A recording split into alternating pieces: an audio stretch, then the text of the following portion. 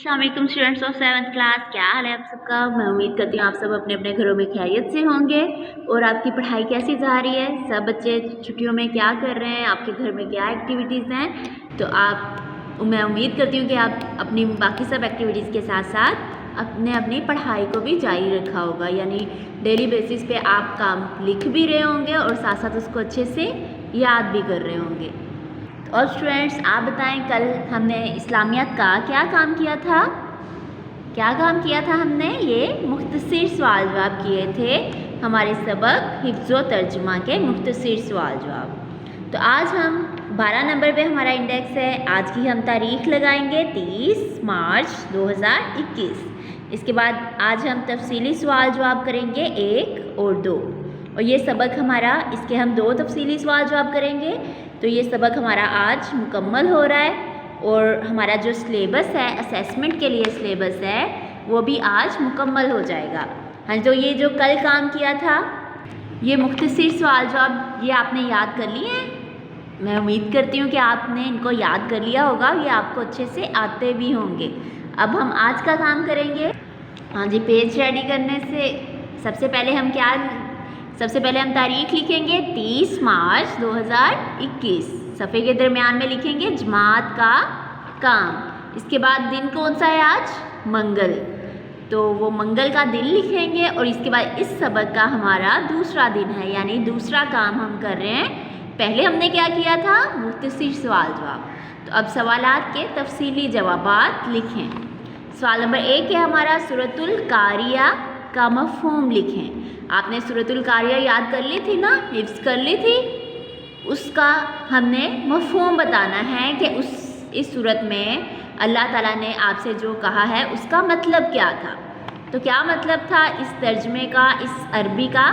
इस सूरत में क्या बताया गया है आपको, क़यामत के पहले मरहले से लेकर जज़ा व सज़ा के आखिरी मराहिल तक पूरे आलमे आखरत का ज़िक्र किया गया है। आलमे आखरत यानी आखरत का दिन कैसा होगा, आखरत का वक्त कैसा होगा, उसके बारे में आपको बताया गया है, एक मंज़र पेश किया गया है।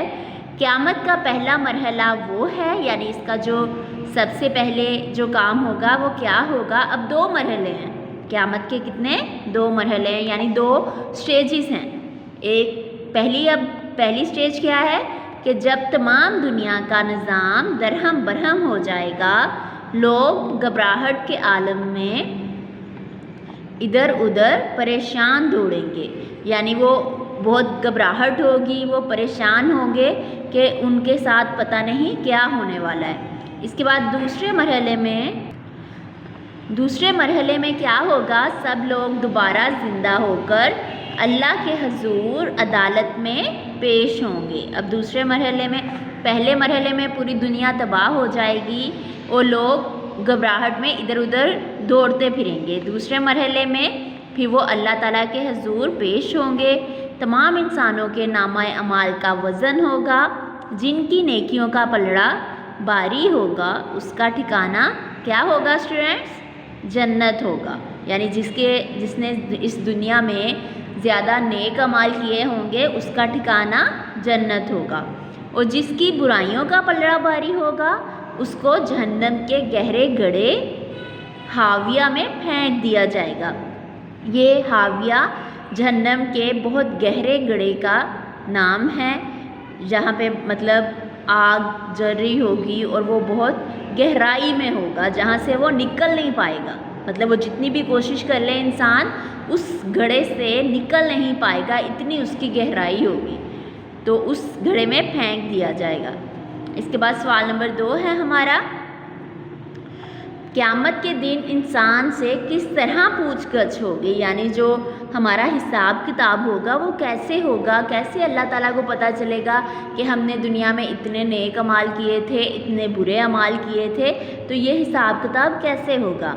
क़यामत के दिन सबसे पहले इंसान का नामाए अमाल इसे पकड़ाया जाएगा, जिसमें इंसान का किया हुआ हर छोटा बड़ा अमल दर्ज होगा, यानी उसके अंदर लिखा हुआ होगा।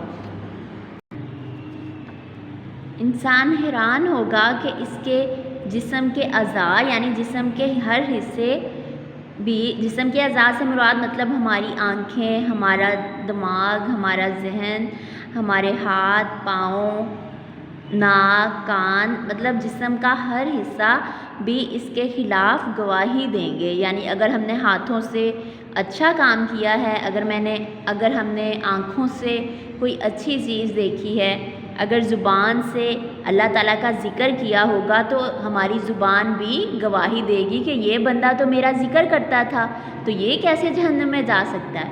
تو یعنی ہمارے جسم کا ہر حصہ جو مطلب ہم نے اگر اپنا دماغ، اپنا ذہن اللہ تعالیٰ کی طرف لگایا ہوگا تو وہ ہمارے لیے گواہی دیں گے. اور اگر ہم نے ان سے غلط کام کیا ہوگا، یعنی ہاتھوں سے کسی غلط چیز کو چھوا ہوگا یا کہ آنکھوں سے کچھ غلط دیکھا ہوگا تو ہماری آنکھیں بھی گواہی دیں گی کہ یہ بندہ غلط چیزیں دیکھتا تھا، گناہوں کے کام کرتا تھا، تو وہ ہمارے خلاف گواہی دیں گے. ہر شخص اپنے اعمال، یعنی جو اس نے کام کیے ہیں، خیالات، جو آپ کے ذہن میں خیال بھی آتا ہے وہ بھی اللہ تعالیٰ کو پتہ ہے کہ آپ وہ کام کرتے نہیں ہیں لیکن ابھی آپ سوچ ہی رہے ہوتے ہیں، تو وہ سوچ بھی اللہ تعالیٰ تک پہنچ جاتی ہے. اور مقاصد کو ایک فلم کی شکل میں سن اور دیکھ پائے گا. یعنی وہ آپ کے سامنے آپ کی زندگی کا ہر عمل، ہر سوچ، ہر مقصد، آپ یہاں پر تو چھپا لیتے ہیں نا اپنے دوستوں سے، مطلب آپ کے ذہن میں کچھ چل رہا ہوتا ہے، بول کچھ رہے ہوتے ہیں، کبھی آپ جھوٹ بول دیتے ہیں، آپ کے دل میں کچھ اور ہوتا ہے، کر کچھ اور رہے ہوتے ہیں. تو یہاں پہ تو آپ لوگوں سے چھپا لیتے ہیں لیکن اللہ تعالیٰ سے ہم بالکل نہیں چھپا سکتے. یعنی ہمارے ذہن میں، ہمارے دل میں جو بھی خیال ہے، جو بھی سوچ ہے، وہ اللہ تعالیٰ کو پتہ ہے اور وہ ہمارے سامنے پیش کر دی جائے گی قیامت کے دن کہ اس بندے نے اس وقت یہ سوچا تھا، اس بندے کے ذہن میں یہ بات آئی تھی، اس کے ذہن میں یہ سب چل رہا تھا. تو یہ ساری باتیں ہمارے سامنے آ جائیں گی تاکہ کوئی شک و شبہ نہ رہے. یعنی تاکہ انسان یہ نہ کہہ سکے کہ میں نے تو دنیا میں ایسا کام کیا ہی نہیں تھا، کہ اللہ تعالیٰ کے سامنے انسان بالکل مکر نہیں سکتا، جھوٹ نہیں بول سکتا. سارا کچھ اس کا جو دنیا کا سارا عمل، سارے اعمال ہیں وہ اس کے سامنے پیش کر دیے جائیں گے. تو اس لیے اس میں کوئی بھی شک نہیں رہے گا، کوئی بھی اس میں نہیں رہے گا کہ وہ کوئی تبدیلی کر سکے کہ میں نے تو یہ کام کیا ہی نہیں تھا. جو سامنے بتایا جا رہا ہے ہر عمل سچا ہوگا اور اس میں کوئی بھی جھوٹ نہیں ہوگا. جو بھی کام آپ کر رہے ہیں، جو بھی سوچ رہے ہیں، وہ قیامت کے دن پیش ویسے ہی کیا جائے گا، اس میں کوئی جھوٹ یا کوئی ملاوٹ نہیں ہوگی. تو اس سبق کو پڑھنے کے ساتھ ساتھ، نوٹ کرنے کے ساتھ ساتھ میں امید کرتی ہوں کہ آپ کی زندگی میں بھی تبدیلی آئے گی. آپ یہ ضرور سوچیں گے کہ میرے ہر عمل کو، ہر سوچ کو، ہر خیال کو اللہ تعالیٰ دیکھ رہا ہے اور اس کا قیامت کے دن مجھ سے حساب لینا ہے.